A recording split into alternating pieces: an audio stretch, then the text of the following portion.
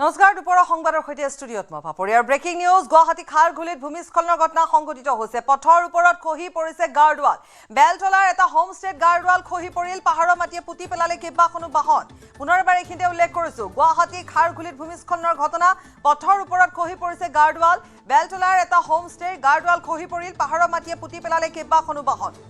নেৰানেপেৰা বৰষুণ কিনকিনীয়া বৰষুণৰ ফলত পাহাৰৰ মাটি খহি পৰিছে বিভিন্ন ঠাইত পাহাৰ মাটি খহি পৰাৰ খবৰ আহি পৰিছে তাৰ মাজতে খাৰঘুলিত ভূমিস্খলনৰ ঘটনা সংঘটিত হৈছে গাৰ্ডৱাল পথৰ ওপৰত খহি পৰিছে বেলতলৰ এটা হোমষ্টেত গাৰ্ডৱাল খহি পৰিছে পাহাৰৰ মাটিয়ে কেইবাখনো বাহনো পুতি পেলাইছে খাৰঘুলিৰ ঘটনা কিছু সময় পিছত অধিক জনাম আমাৰ সাংবাদিক বিষ্ণু আছে পুনৰ কৈছো বেলতলৰ এটা হোমষ্টেৰ গাৰ্ডৱাল খহি পৰিছে কেইবাখনো বাহন মাটিয়ে পুতি পেলাইছে মুঠৰ ওপৰত খাৰঘুলিত যাতায়াত ব্যৱস্থা ব্যাহত হৈ পৰিছে গুৱাহাটী খাৰঘুলিত ভূমিস্খলনৰ ঘটনা সংঘটিত হৈছে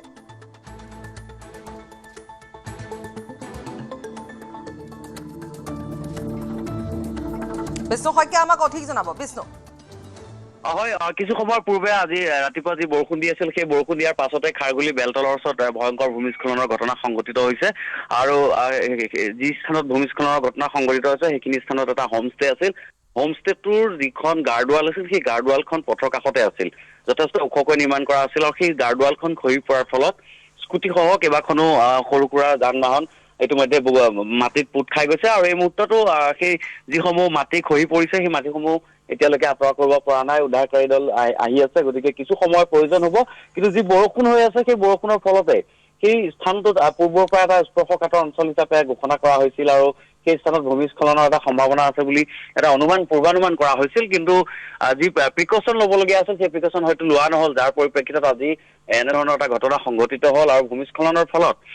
কেইবাখনো প্ৰায় 4-5খনমান বাহন ইতিমধ্যে মাটিত পুত খাই গৈছে আৰু সেইখিনি উদ্ধাৰৰ কাৰণে ব্যৱস্থা চলাই আছে আৰু দেখিবলৈ পোৱা গৈছে যে গুৱাহাটী মহানগৰীৰ ভিতৰত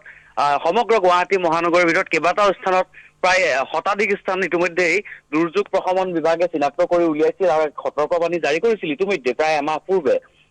যে এইখিনি স্থানত ভূমিস্খলন হ'ব পাৰে বা ভূমিস্খলন হোৱাৰ সম্ভাৱনা অত্যন্ত বেছি সেই স্থানসমূহক লৈ পেলাই ইতিমধ্যে জনসাধাৰণক সতৰ্কবাণী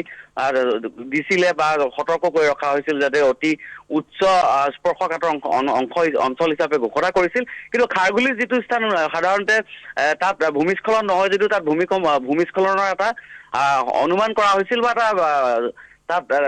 সম্ভাৱনা আছিল কিন্তু আজি সেয়াই হ'লগে যে বৰষুণ দি থকাৰ পৰা আজি কেইবাদিনো ধৰি আজি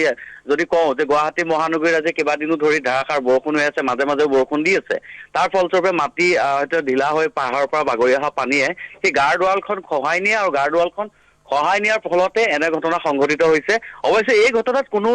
ব্যক্তি বা কোনো লোক এতিয়ালৈকে হতাহত হোৱা নাই কিন্তু ভাল খবৰ কিন্তু যিসমূহ বাহন আছিলে পথৰ কাষত ৰখাই থোৱা বাহন আছিল সেই বাহনসমূহ গাৰ্ডৱাল সহ মাটি খহি আহিছিল সেই মাটিসমূহে ইতিমধ্যে পুতি পেলাইছে গতিকে কিছু সময়ৰ প্ৰয়োজন হ'ব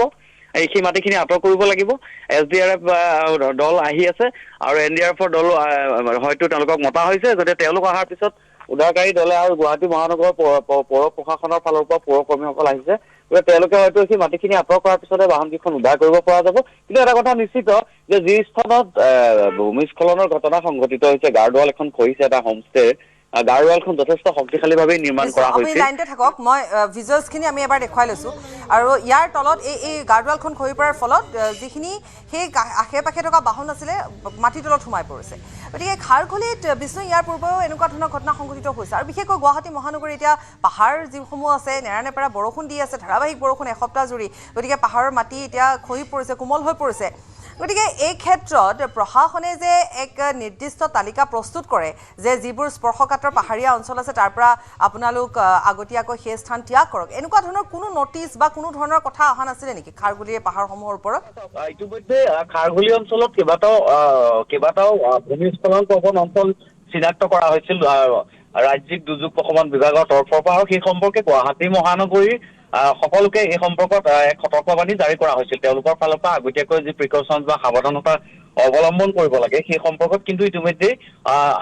সতৰ্কবাণী জাৰি কৰা হৈছিল কিন্তু আজি যিটো স্থানত ভূমিস্খলনৰ ঘটনা সংঘটিত হৈছে সেই স্থানত কিন্তু স্পৰ্শকাতৰ অঞ্চল হিচাপে ঘোষণা কৰা নাছিল যদিও তাত এক পূৰ্বানুমান কৰা হৈছিল যে সেই স্থানতো যদি অত্যধিক বৰষুণ দিয়ে তেতিয়াহ'লে হয়তো খহি পৰিব পাৰে বা সেই ধৰণৰ এটা ধাৰণা আছিল কিন্তু আজি সেয়ে হ'ল যে বৰষুণ যিহেতু ধাৰাবাহিকভাৱে দি আছে নেৰানেপেৰা বৰষুণৰ ফলস্বৰূপে আজি সেই যিখন গাৰ্ডৱাল আছিল গাৰ্ডৱালৰ ভিতৰৰ ফালৰ পৰা পানীৰ ঢলে আৰু বোকা মাটিয়ে সেই গাৰ্ডৱালখন সম্পূৰ্ণৰূপে খহাই পেলাই যাৰ ফলস্বৰূপে ৰাজপথৰ মাজলৈকে যি মাটি নামি আহিছিল বা খহি পৰিছে সেই মাটি খহি পৰিলে আৰু ৰাজপথৰ কাষত ৰখাই থোৱা কেইবাখনো প্ৰায় 4খনমান স্কুটি আৰু বাইক ইতিমধ্যে সেই ভূমিস্খলনৰ মাটিত পুত গৈছে গতিকে আমি যদি কওঁ যে দুৰ্যোগ প্ৰশমন বিভাগে কিন্তু ইতিমধ্যে এমাহৰ পূৰ্বেই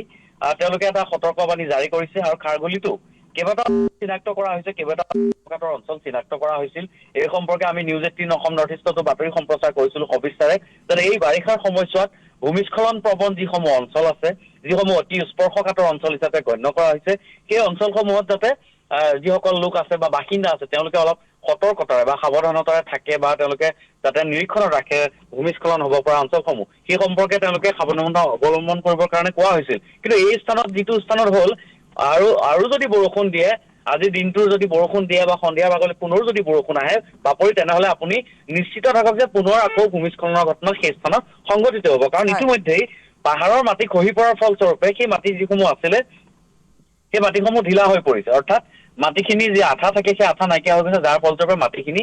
খহি পৰিছে গতিকে আৰু যদি বৰষুণ দিয়ে তেনেহলে আৰু ভয়ংকৰ পৰিস্থিতিৰ সৃষ্টি হ'ব কিয়নো ইতিমধ্যেই গাৰ্ডৱালখন যিহেতু খহি পৰিলে গাৰ্ডৱালখন খহি পৰাৰ পিছত আৰু ৰাজপথলৈ মাটি খহি পৰাৰ ক্ষেত্ৰত বাধা দিব পৰাকৈ কোনো ধৰণৰ আৱস্তনি বা বন্ধনী নাই গতিকে